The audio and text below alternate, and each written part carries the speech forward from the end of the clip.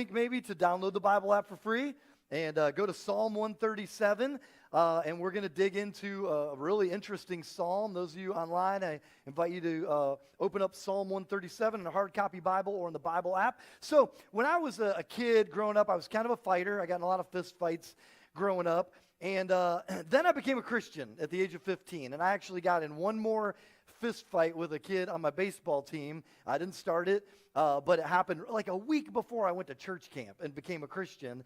And so when I became a Christian, I mean, I think it's pretty glaringly obvious so you're not supposed to go around punching people in the face. And so I was like, okay, I know that's one thing I need to not be doing is fighting a whole bunch.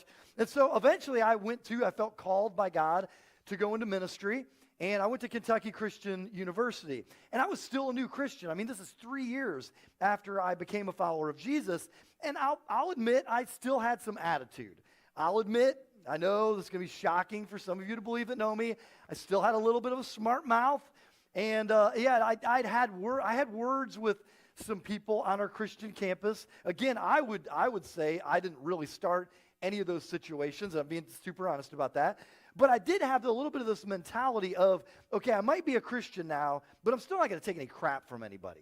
Like, I'm going to choose to keep this rough around the edges persona, and I'm going to follow Jesus, but I'm not going to take crap from people. And so when someone crossed me, talked trash, chest bumped a little bit with me, I was not going to back down at all, and I wanted to make that clear. So it was ego, there's no doubt about that. It was immaturity, and maybe some anger, just of how I'd grown up and all that kind of stuff too. And so it had been 3 years since I had become a Christian and had been in an actual fight. And so one day, my freshman year of college, I was leaving the cafeteria in a building called Lusby Center. And I walked out of the cafeteria by myself into this empty lobby. It was kind of like strangely empty for being on a college campus, really quiet. And I was walking, I was just kind of thinking to myself, and I was looking down at my shoes, down at the ground. I'd like to say I had my face in a smartphone and blame it on that. But this was the early 90s, and my landline didn't stretch that far, so I was not looking at a phone for any reason. I was just walking, looking at my feet and thinking, when all of a sudden, I got punched square in the forehead.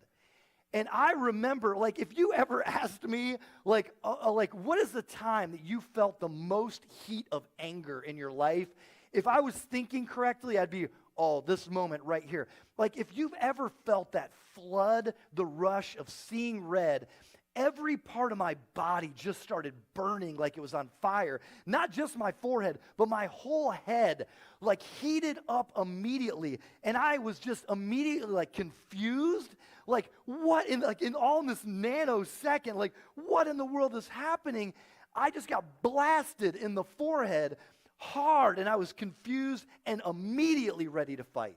I mean, immediately ready to fight. It had been a long time since I'd felt a blow to the face, and I looked up, and right in front of me was a pillar. A paneled, weight-bearing pillar in Lusby Center. And I stood there and stared at it for a minute while my whole body was filled with rage and like ready to throw a punch.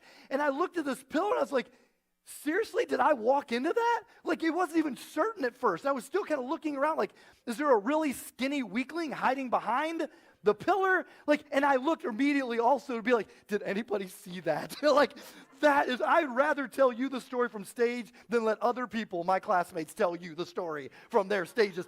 It's like, oh my gosh, it was just so embarrassing. One of the most embarrassing things in my life that no one saw, thankfully. Thank you, Lord. I know that you exist. I gave my life to Christian service after that moment. So here's the deal. Anger is the natural reaction to injury. It is the natural, God made you that way. He put in your biology the fight or flight response. That when you get blasted in the forehead, when you get hit in the face by life, or you walk into a pillar, you are immediately flooded with the emotions that make you say, okay, I might have to fight for my life right now, or I might have to be the fastest person here to get out of here, or at least faster than the guy with me if the bear's chasing us, that kind of thing. Like, fight or flight kicks in, and it's just part of the biology that God has given us. So we're in a series in the book of Psalms, And we're essentially looking at spiritual disciplines that the Psalms teach us. And especially the spiritual discipline, I think that's the best thing to call it, of praying our emotions, especially our intense negative emotions, like the writers of the Psalms did. And so the spiritual discipline of praying our emotions, man, it's one of the ways that we face forces that otherwise might derail us spiritually. We have to learn the discipline of praying our fear and anxiety, praying our guilt and shame, praying our sadness and our loneliness, our despair, and praying, for instance, our anger. And one of the questions is, especially being in, because people live in different places at moments, in an urban area or a suburban area where you're always around people at work, coming and going, on the road, different places, you're always around people, and there is eventually going to come a time in that context where you face serious mistreatment, where you become the object of serious mistreatment, serious injustice. And here's the question: what are you going to do with that anger when that happens? What are you going to do, and what is going to come? What are you going to do with the anger that comes from that? And so with that, we're going to take a look at a psalm that you will not soon forget, okay? This is going to sear into your memory because that last verse is shockingly horrific. And so you're going to notice in life that you're not going to find a lot of people with tattoos of Psalm 137, verse 9. That's not going to be a cool trend among church people. It's not something I've ever heard someone say, that's my life verse. You know, no one says that. No one went into 2022 and said, I'm going to put that in my vision board. My word for 2022 is dashing. If they say it, they don't mean that kind of dashing. So this is not something that people constantly look to, refer to, or bring up. It's more something we like, oh, I don't want to look at that. I want to ignore that. I'm going to move past that. And so it's understandable to be confused by it. It absolutely is. But if you're a follower of Jesus and a student of Scripture, man, we can't ignore it. We certainly can't avoid it, and we definitely can't omit it. And so, one scholar that I was reading in my research put it this way. He said, to disqualify a text based on our own assessment of it is to place ourselves above Scripture rather than under its authority. We must wrestle with texts such as these to hear God's word anew. And when I read that, I was like, yes, in all caps. Absolutely. That's what it means. I think that this is one of the fun things to me. When I became a Christian, I didn't get to fight anymore. So one of the things that was cool to me was I come across these X-Files in the Bible or these things that are like, that's difficult. I'm going to write a question in my margin, and to dig into that and try to understand that was kind of a fun adventure that I didn't realize other people didn't often have when reading the Bible. I realized, oh, that's more unique than I thought it would be. But this is such a good thing to dig into these texts and to ask the tough questions, not to run to difficult things. Don't run away from them. And so when we read the Gospels, the eyewitness accounts of the life and teachings of Jesus, one of the things you see is that Jesus is saturated with Scripture. And he's saturated with the Psalms. Like, he uses them all the time. And so we should see if we might be able to put them to use also. So let's see, like what we can learn from Psalm 137. So Psalm 137, the historical context of Psalm 137 has to be taken into consideration before making your judgment on this psalm. So something happened leading into Psalm 137 that has happened many times in history and will probably happen till the end of time, and that is a bigger nation, in this case Babylonia, came against a smaller nation, in this case the kingdom of Judah, or we'll say generally Israel, and basically they besieged Jerusalem, which was the capital city of the kingdom of Judah, and it was in 586 BC. And so the city of Jerusalem fell to the Babylonians, and then soldiers came in and they pillaged, destroyed, looted, burned, raped, and killed. I mean, they did what often happens at the end of an ancient war, an ancient battle being won, and they took survivors from the city, most of the people, the Jews from Jerusalem, they took most of them into exile. They marched them as slaves and exiles, basically slaves, into the city of Babylon. And so the psalmist here is a surviving exile, and he seems to be a Levite, meaning his family had the privilege when they were back in Jerusalem of leading worship in the temple together. So they're musicians and singers, and that is what the psalmist is in Psalm 137. And he writes this: "By the rivers of Babylon, we sat and wept when we remembered Zion." Zion is a nickname for the city of Jerusalem. "There on the poplars and the trees, we hung our harps. For there our captors asked us for songs. Our tormentors demanded songs of joy. They said, 'Sing us one of the songs of Zion.' How can we sing the songs of the Lord while in a foreign land?" Now, first off, man, this scene here, it just has the vividness of this. It just screams of firsthand experience. Like, this is one of the exiles in Babylon. And the exiles apparently live in a community that's on a river. The rivers going through Babylon were the Euphrates and the Tigris, and then they had canals that connected them. And so apparently the exiles community is along the river, and basically their captors and their tormentors, their slave drivers, all that, the taskmasters, they taunt the exiles by requesting the musicians to play some of those joyful songs from Zion. You know, play some of those songs. "We thought your God was going to bring light and truth into the world through the city of Jerusalem. You know, you exiles in chains, working under the whip. You guys, man, sing some songs of joy about how you're going to be the light of the world." And they mock the exiles.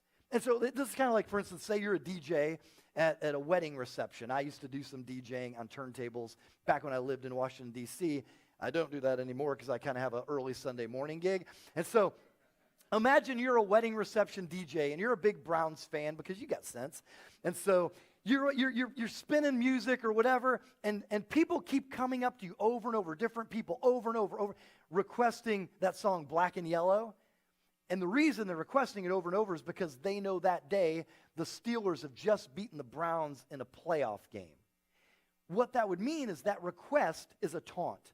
They're asking you to play the song over and over and over because they know you're a Browns fan, or it's a way to rub it in Browns fans' faces. So this is exactly what's happening here. The tormentors, the captors, keep saying, "Oh, sing us a song of joy. Where are your songs about Zion?" Just to remind them you're not in Zion anymore. That's been taken away from you. And so the captive musicians are in no mood to be playing songs of joy. So the psalmist tells us that as an act of protest, the exiles refuse to play or sing, and they hang their harps or their lyres.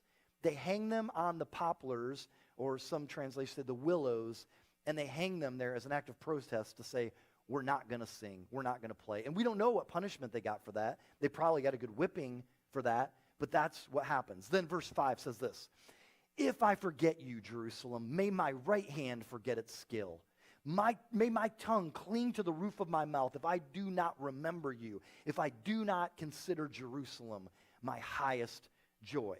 So in this section, the psalmist is dealing out two self-curses.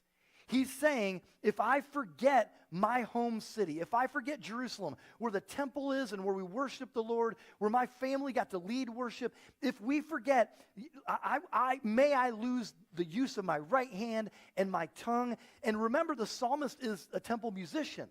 So what he's saying is, may I lose the skill of playing the harp, and may I lose the ability to sing. May I be like a stroke victim, essentially, he's saying, if I forget my city where we've come from, if I forget the land where we were at. So can you feel the psalm heating up a little bit here? And then it goes on to verse 7, says this: "Remember, Lord, what the Edomites did to us, what they did on the day Jerusalem fell. Tear it down," they cried. "Tear it down to its foundations. Don't let there be one stone left on another stone. Down to its foundations, tear it down." And so, this is the immaturity in me here, but whenever I read this, I picture O'Hare, the villain from the Lorax, singing, "Let it die, let it shrivel up and die." That's what I picture. For the parents here, grandparents, you might know what I'm talking about. But they're out there singing. The Edomites are out there, "Tear it down, tear it down." You know, they're out there singing. And this is all happening in this historical context of when Jerusalem's being sacked, when they're besieged, and eventually they break through the wall and they defeat Jerusalem. And so the Edomites were there cheering on the Babylonians. Now, the Edomites were blood relatives to the Israelites. And basically, Israel came from a guy named Jacob. They're descendants of Jacob, or Israel, was his name. And Esau was Jacob's brother. And so the Edomites are descendants of Esau. And so the Edomites hated the Jews. They hated them. And so they actually, when they heard the Israelites were being besieged in the city of Jerusalem, they apparently showed up and cheered for the Babylonians and mocked the people of Jerusalem as they were captured, as they were slaughtered and raped and murdered. They cheered outside of the city. And Obadiah, another prophet and book of the Bible, in Obadiah 10 and 12, confirms, like kind of rebuking the Edomites for cheering against their brothers when they're attacked and when their day of destruction comes and as their city falls. So when they hear that, they show up and say, don't let another stone remain on another. Tear it down, kill them all. They're out there cheering this. Have you ever had someone actually cheer against you?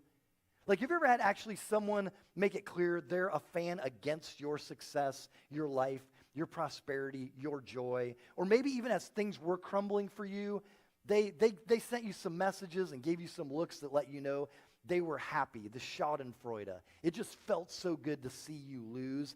That's what's happening here, and it's infuriating. And the psalmist is so angry about it, and he's mad, and that's what he's writing about. End of the psalm says this, verse 8. Daughter Babylon. So we're moving from the Edomites to Babylon now. Doomed to destruction. Happy is the one who repays you according to what you have done to us. Happy is the one who seizes your infants and dashes them against the rocks. So this psalm is just, you get the searing pain and the white-hot anger of the psalmist in this psalm. And that climax at the end, that awful, terrible climax, leaves modern readers just like saying, why is this in the Bible? Like, what is this doing in there? Why did this not get omitted? Which ought to tell you one thing about the compilation of the Bible in itself, of like, you think things like this would be omitted if it was up to people. Okay, like, hey, let's just cut this out or whatever. It says a lot to me that this is in the scriptures. Well, one of the answers to that difficult question is this. Partly, this is a historical relic, an eyewitness account of the trauma and the angst endured by some of the people that were exiled from Israel and from Jerusalem into Babylon. And so Psalm 137 is really telling us what they experienced and, very important, what they witnessed. It's telling us what they saw happen during the sack of Jerusalem and what the Babylonians did to the Israelites when Jerusalem fell. So historians say that it was really quite normal when a city fell and was sacked and looted, that the soldiers came roaring into the city, and they would see a mother with babe in arms, and they would pull the baby from her arms, and they would grab it by the feet, and they would swing it by the feet and crush their head against rocks, walls, or the ground. It was an awful, terrible, horrible atrocity, and that is a historical atrocity that's been preserved in the eyewitness memory of the psalmist. And that's not the only place that kind of atrocity has been recorded. One scholar says this: the admittedly disturbing language and imagery of verse 9 is rooted in the tactics of warfare as practiced in, but not limited to, the cultural setting. In addition to the murder of children, other ancient texts mention the murder of pregnant women and the elderly in the context of battle.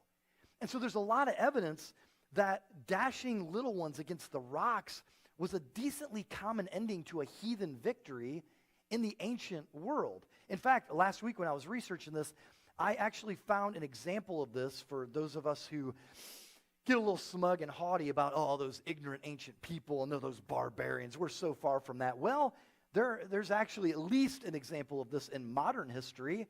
And where would you guess it came from? World War II. There was a book, A Spy for God, that accounts SS Stuboff, who was part of a black uniformed corps of Nazis that were kind of elite, crew. And he talks about a method in World War II at Bromberg, where they, quote, take Jewish children by their feet and break their heads by striking against the wall. And so there's even a modern example of this happening. And so this happened during the sack of Jerusalem. This is an eyewitness account. This psalmist is saying what he has seen. And so, therefore, may this happen to you, is what he's saying. And so 2 Kings 25 gives a specific example of this.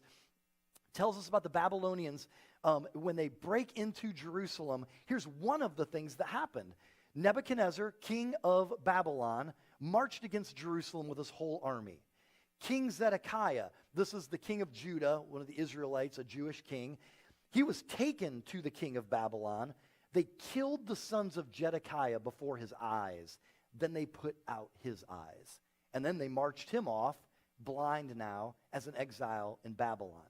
And it wasn't just limited to the royal family. This happened even in Lamentations 4:10 talks more about the killing of children during the final siege. And so the horror of ancient warfare in the East was that it didn't spare women, children, elderly. Nobody was spared. At the end of a heathen victory, people just raped and pillaged, which also happened. There's even scriptural, account of raping of virgins and women in the city of Jerusalem during the fall. And so one scholar says, this, a lot of people sometimes will look at this and hear the psalmist pray, happy is the one who dashes your infants against the rock.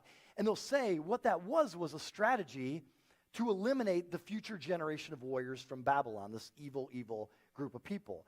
Well, I think that sounds really logical, but I don't think that's what's happening at all here. I don't think that's what this prayer is about at all.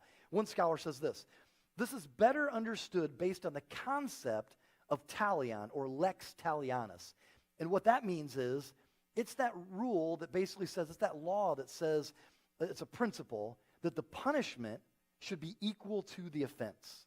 Okay? We would know it best as an eye for an eye, tooth for a tooth, a life for a life. That's lex talionis. And so the scholar says this: the psalmist was calling for punishment to be carried out against the Babylonians based on the treatment the Israelites had received, particularly as it related to their children. And so in verse 8, you see this. The psalmist said, happy is the one who repays you according to what you have done to us. He's saying, now remember, eye for an eye, a tooth for a tooth, scripturally, you can make it what you want, but it's not a revenge principle. It was a legal principle. An eye for an eye, the punishment should fit the crime. No more, no less. An eye for an eye, a tooth for a tooth, a life for a life. Okay, so here are three things I just want to kind of share that the psalmist does that I think that we can learn from, and it's this. First, the psalmist admits his anger. I mean, that's what the writing of the psalm, first of all, is. I mean, he is showing his anger in this prayer to God. So he's owning his anger. It's always wrong and really unhealthy to deny your anger. Okay, to walk around and act like, I'm fine, everything's okay, I'm not mad. That will poison you. That will spiritually and emotionally poison you. And so it begins by admitting it to yourself that you are angry. And depending on the depth of your anger, it might be good to talk to a licensed Christian therapist about how to handle and deal with your anger, and even for them to be able to pray with you and for you about your anger. When you get punched in the face by life, or walk into a pillar, when you get punched in the face by life, the natural reaction is fight or flight. Like naturally, anger surges through your being. You will get angry.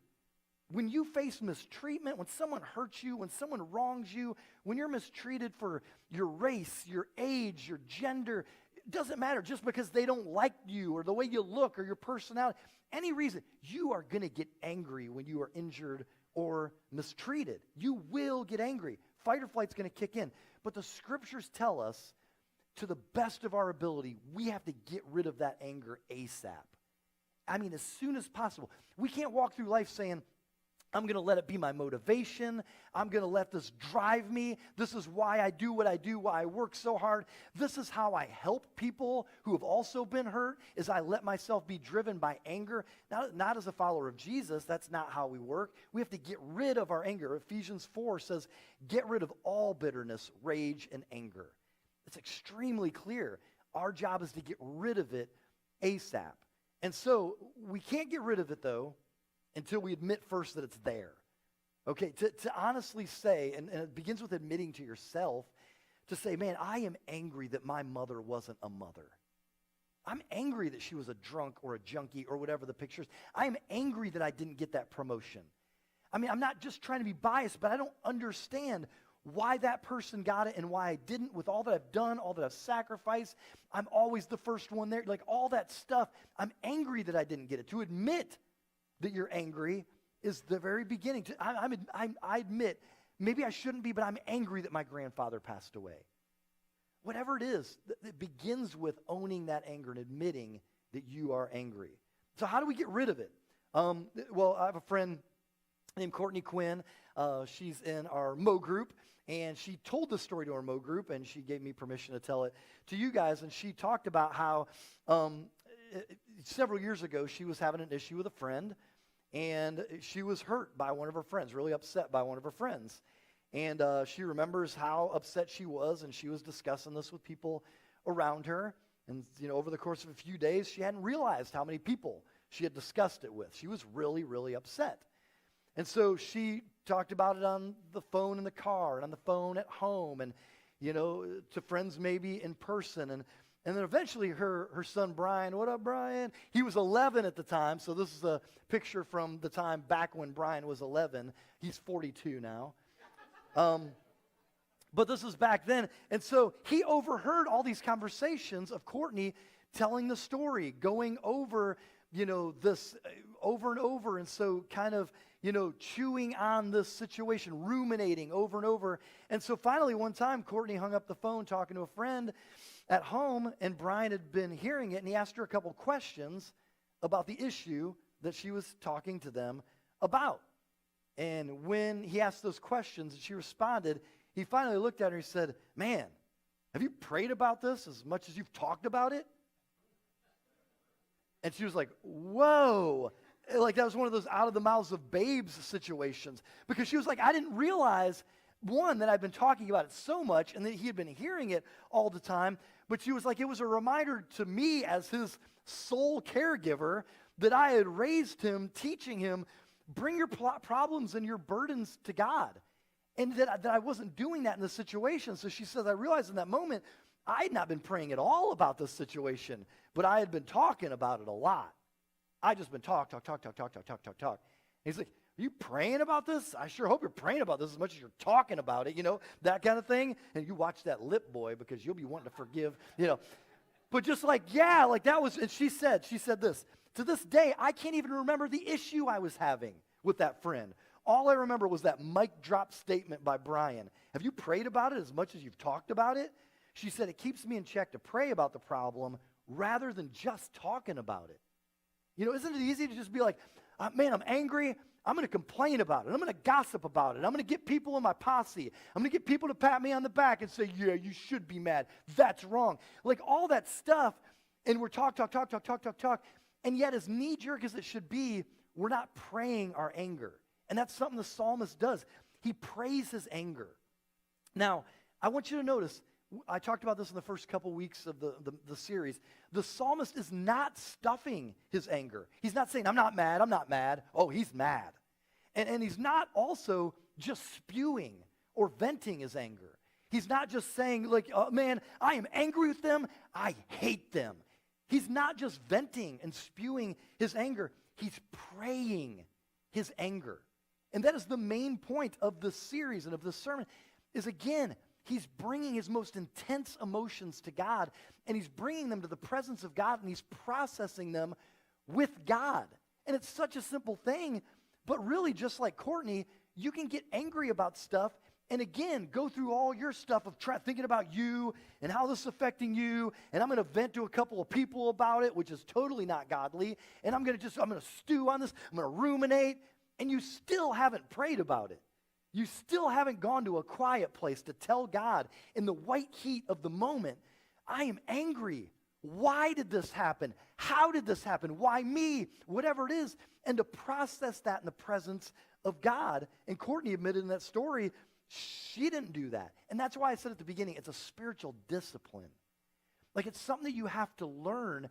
And that's how you learn to face the forces of these intense emotions that could derail you spiritually if you don't learn the spiritual discipline of praying your anger, praying your anxiety, praying your confusion, your loneliness, whatever it is. You know, one byproduct of praying your emotions is this: prayer is cathartic.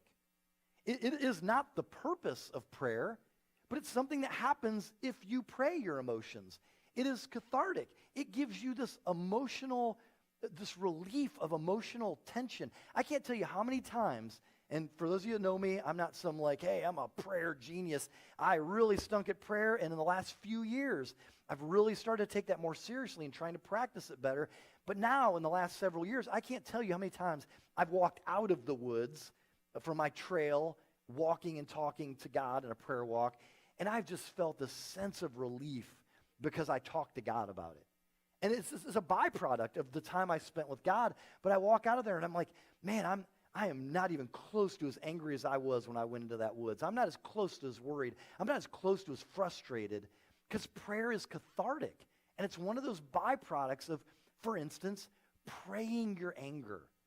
It helps you deal with that anger and, in a sense, even give some of it to God. I feel like, for me, it feels like whatever that load of anger is, there's a whole bunch of it that's offloaded to God in that process. And I might still have some to work through, but man, I feel like I offload so much of it to God, and it's very cathartic. And one of the things we've been challenging you during this series called Instead is to ask God, okay, God, what do you want for me instead of anger?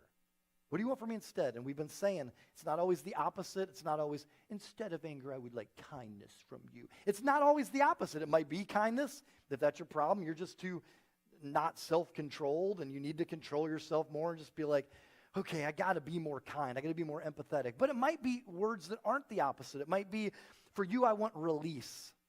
And that is, you are trying to control everything in your life and every person around you, and you can't control it. And the things that are happening to you might be huge, or they might be relatively small, but you're trying to control everything. Instead of anger, for you, I want release. You have to release your children to God. You have to release your career to God, your reputation to God. You have to release. That's what I want for you, is to begin working on release. Or it might be forgiveness. Or it might be prayer. It might be prayer for your enemies. Like that, this is what I want for you, instead of anger, prayer. Or it might be reconciliation. Or it might be trust. Just that ultimately God will be the one to handle justice and to put things right. And it might not even be in your lifetime, but to trust that God is a good judge and he's way more just than you are. And to say, okay, instead of anger, I want trust. And the third thing is that the psalmist controls or limits his anger. Now, it might not seem like this at first, but again, I think that's a reason we lean into difficult texts and run toward them, is because that really is the case here. It's fascinating that most scholars say when you read this psalm that it kind of is in the form of a trial. And that what happens throughout the psalm is that the psalmist kind of swears himself in, like, if I forget Zion, may I lose the ability, the skill of my right hand and my tongue. Like, he swears himself in. And the second thing is he gives two pieces of evidence. It's the Edomites gloating and the Babylonians dashing the infants against the rocks. And then the third thing is the psalmist suggests a sentence. Okay? So what happens is verse 8 is an appeal to simple justice. What do they deserve?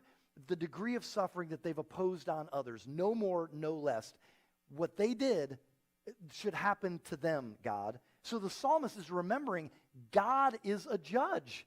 One of the things that God is he is a judge. And so the psalmist prays, remember verse 7, remember, Lord, what the Edomites did. In Hebrew, remember doesn't mean like it does in English for us, simply recalling. It isn't like, God, there's a lot been going on in the last 500 years, and you may have missed this. But the Babylonians sacked Jerusalem and did unspeakable things. Can you remember that, Lord? Hebrew, it's not about recollection as much as it is about action. So, for instance, God says sometimes things like, and I remembered my covenant with Israel. He isn't like, yeah, there's a time way back in the day. I can't remember quite who it was. That's not what's happening. I remembered the covenant. No, he's saying, I'm taking action. I remember my covenant with Israel, and that means I'm about to take action and do something about it. And so what's happening here is the psalmist is saying, remember, Lord, what the Edomites did. Otherwise, you, Lord, take action. You remember. And so he's saying, I trust you. You remember, Lord, what the Edomites did. And then in verse 8, he says, this is very important. Happy is the one who repays. What does he not say? He doesn't say, I am going to repay them. What they did to us, I am going to do to them. Or, Lord, give me the power to do to them what they did. He says, happy is the one who repays. And that's really important. Typically, in ancient societies, he'd be making a vow to avenge what was done to his brothers and sisters, family and friends, for what they did to our little ones. And it's really important. The psalmist, you don't hear this develop into a story where the psalmist becomes a vigilante along the rivers of Babylon, and he sneaks out of his tent at night, and every night he takes out one Babylonian family at a time. Lord, give me power because I'm going out like the Batman or the Punisher or Death Wish, and I'm going to be a vigilante, and every night I'm going to go out there and I'm going to find a family to kill, and I'm going to find one of their kids, and I'm going to dash their heads in the right. That's not what's happening. He says, happy is the one, and Lord, you remember.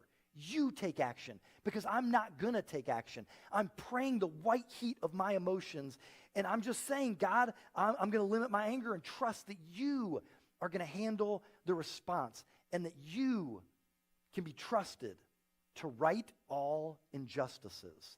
And that part of praying your anger is just reminding yourself you are not the judge. That's part of praying your anger, is reminding myself over and over, it isn't for me to avenge. I'm not the judge. I don't see everything here. So I pray my anger, my frustration of the injustice, the way that I was punched in the face in the world, I pray it to you, God. And so for more on that, in November 2021, we did a series called The F-Bomb about forgiving others. Last year, January 2021, we did a sermon called Motivated to Forgive. And for more of what it means to forgive, what it means to pray for your enemies instead of praying curses down on them, which is a New Testament practice of praying for your enemies, you can check out those series or sermons on YouTube. So last thing I want to cover is this. Was the psalm wrong? Is the psalm sinful? Was it wrong for him to pray what he prayed? And the answer is no. This I can say with confidence, nothing is wrong with this prayer. It is not sinful. This man did exactly what he should have done. He owned his anger, he prayed his anger, and he limited his anger and trusted God that God would ultimately deal with whatever needed to be dealt with. So everything that he should do, there's no sin in the psalm. Yet, I can also say this, that it would be wrong for you now to pray this prayer against other people. And here's what I mean by that, because there's something we know that he didn't know, and there's something we can do that psalmist couldn't back in his era. So in Luke 19, Palm Sunday, Jesus headed into the city of Jerusalem. Remember that city? It fell. It was sacked hundreds of years ago. He's walking into that same city on Palm Sunday, and he's headed toward his arrest and his crucifixion. And in Luke 19, Luke's the only one that tells us this part. Luke 19, it says, as Jesus approached Jerusalem and saw the city, he wept over it. And he said, if you, even you, you'd only known on this day what would bring you peace, but now it is hidden from your eyes. Otherwise, you don't know what's about to happen in the future, he's saying. The days will come upon you when your enemies will build an embankment against you and encircle you and hem you in on every side. They will dash you to the ground, you and the children within your walls. They will not leave one stone on another, because you did not recognize the time of God's coming to you. And Jesus weeps, and when he enters in Jerusalem, remember I said Jesus absolutely saturated with Scripture.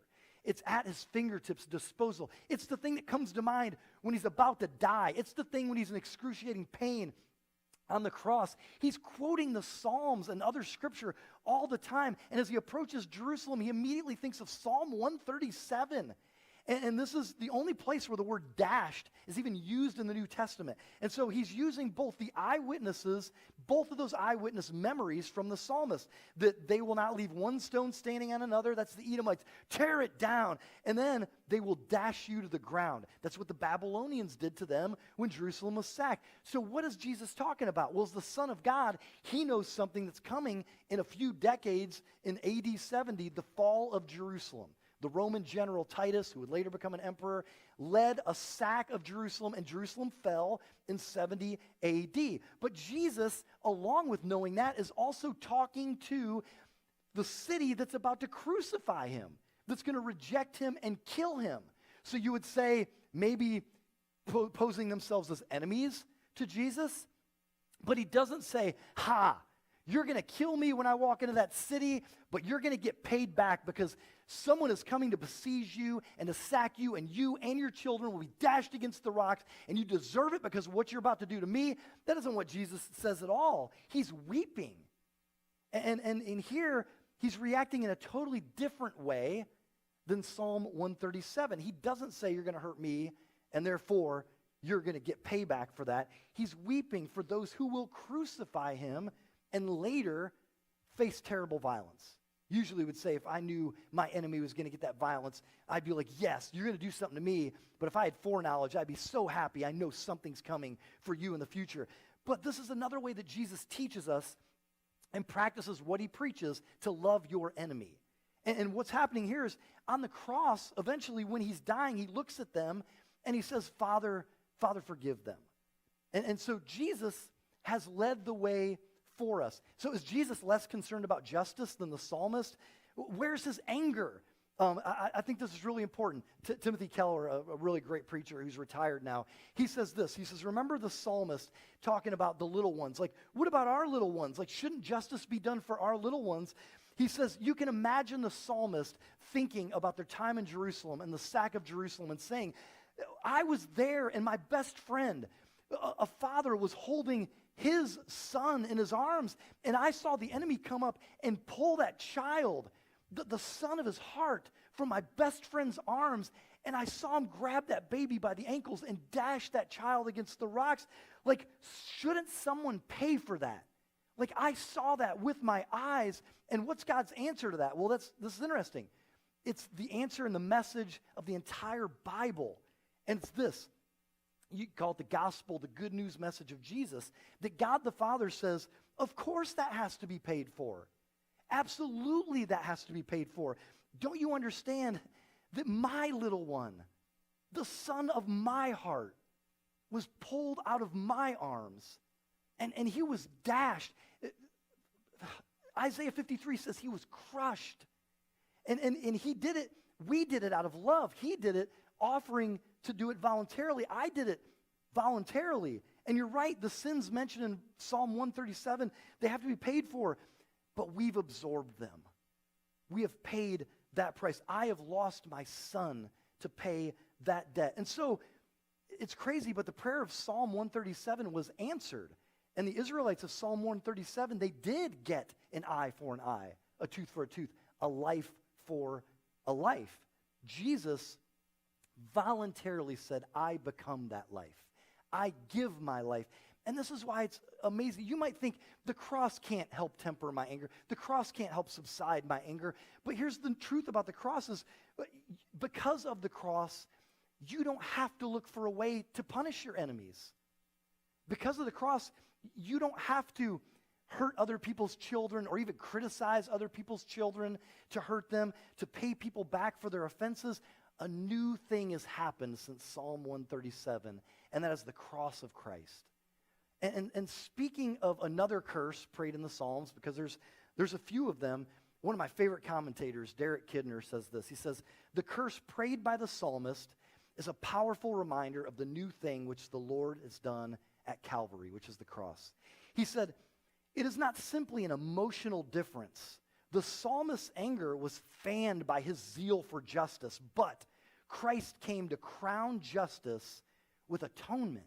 That means payment for sin or the repairing of injury or damages. He said, zeal for this, now that it has been accomplished, will stir us differently, cooling anger instead of kindling it, fostering rather than stifling compassion. So what he's saying there is the cross makes all the difference in the world and actually can affect the level of anger that you walk around with in life, because you can say, God has done with justice.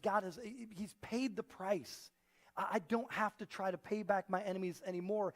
And because of what I know of the cross and what I've been forgiven on the cross and what others can be forgiven of on the cross, it can cool my anger because I know ultimately that God will be the one to pay, and he will bring justice for everything. And understand the cross can free us from the wrongs that we've done, and it can get the anger out of our system and free us from being enslaved by it, and do what the cross did to say, it'll allow me to hate the wrong and not the person who has done the wrong, which is exactly what Jesus did on the cross. Let's pray.